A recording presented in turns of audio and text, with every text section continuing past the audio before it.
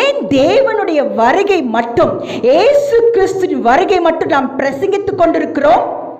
ஏன் ஏசப்பாவுடைய வார்த்தை ஒவ்வொரு நாளும் அநேகர் பிரசங்கித்துக் கொண்டிருக்கிறார்கள் என்றால், அவர்களுடைய சிந்தனைக்குள், யோசனைக்குள் நன்மை புறப்பட வேண்டும். விதைத்துக் கொண்டே இருக்க வேண்டும் மக்களே. விதைக்கிறவன் புறப்பட வேண்டும். ஹல்லேலூயா.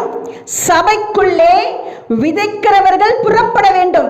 விதைகளை வைத்துக் கொண்டு சபைகளை உட்கார்ந்திருக்கிற ஆவியே, ஹல்லேலூயா, உலகத்தை பார், உன் உறவுகளை பார்.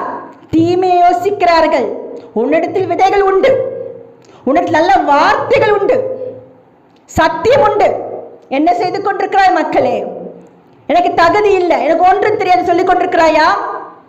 உன் சாட்சியே ஒரு விதைதான். ஹல்லேலூயா. நீங்க எப்படி ரட்சிக்கப்பட்டீங்க? இயேசு என்ற நாமம் உங்களுடைய சிந்தனைக்குள் எப்படி